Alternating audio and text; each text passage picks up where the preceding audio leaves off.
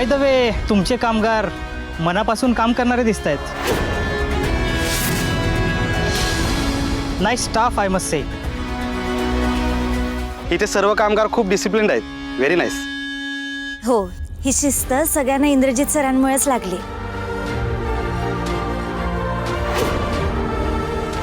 ते फॅक्टरीत खूप छान वातावरण ठेवतात. गुड. पण तुम्ही कोण? आता ही राणी लगेच संधीचं सोनं करायला बघणार, मिरवायला बघणार. मी महाडिकांची सून आहे तसं सगळ्यांना तोऱ्यात सांगेल. मी इंद्रजित सरांची पी. राणी नाव आहे माझं. या ना, तुम्हाला प्रोडक्शन युनिट दाखवते.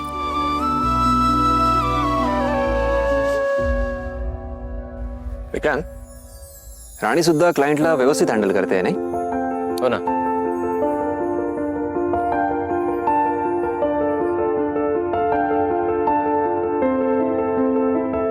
केटी असं चला.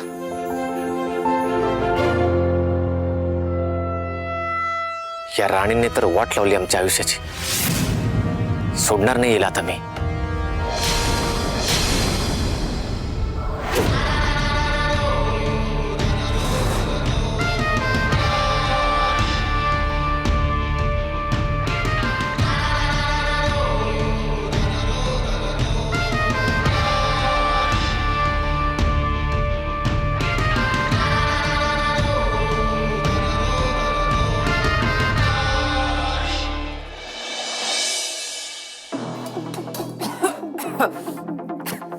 मालती आई, रत्नाई, लवकर किचन मध्ये या.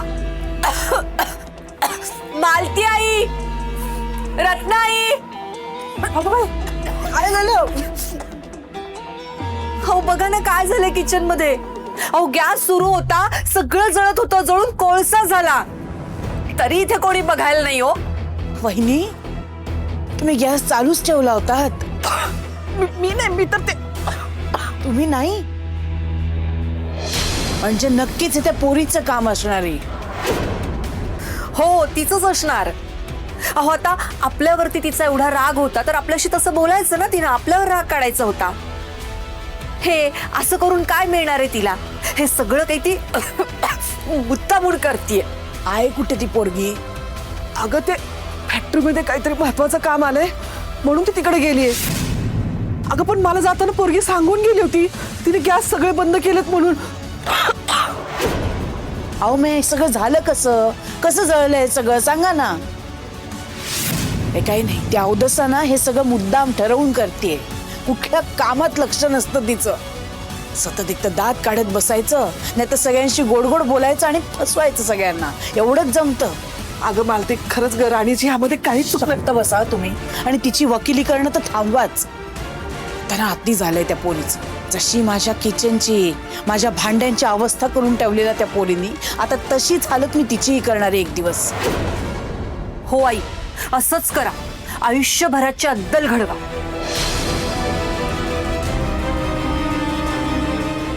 मला कळतच नाहीये हिला आता फॅक्टरीत जायची गरज काय होती? कशाला गेली ती तिथे?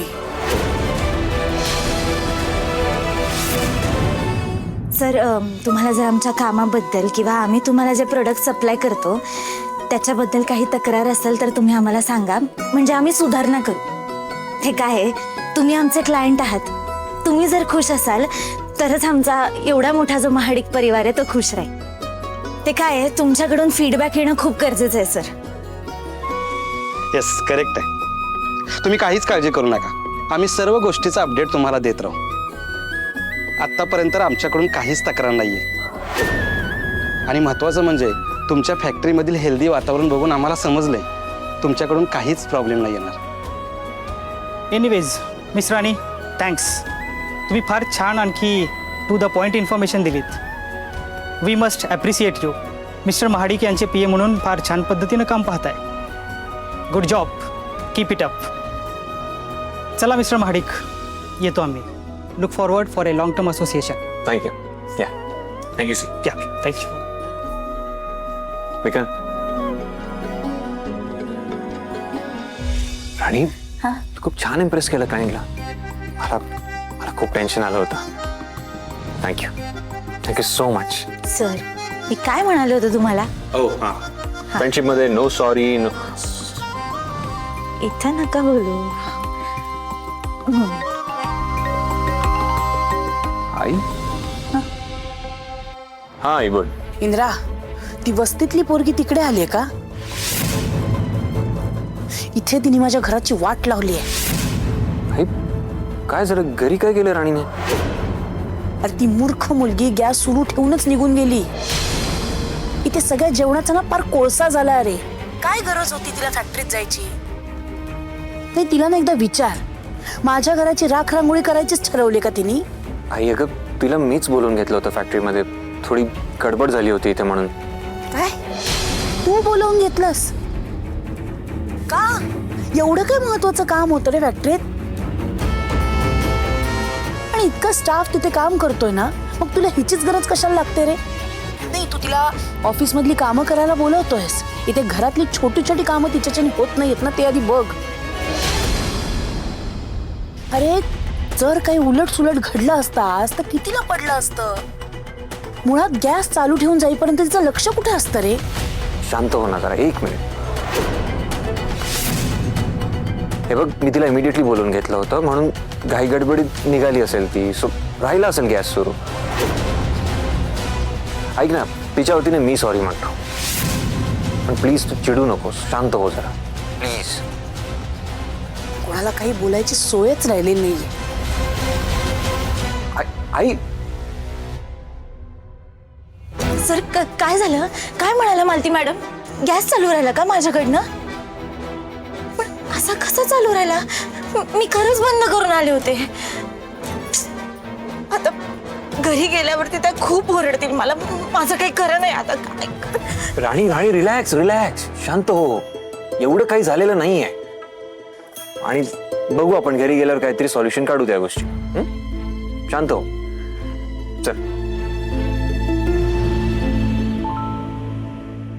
मला कळतच नाहीये, इंद्राला प्रत्येक वेळेस त्या फालतू पोरगीची बाजू का घ्यायची असते?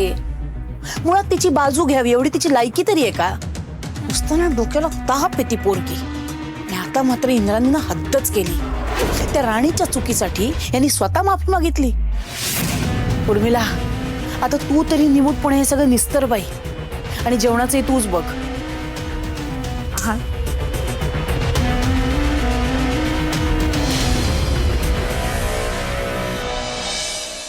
ये बस बस इथं बस.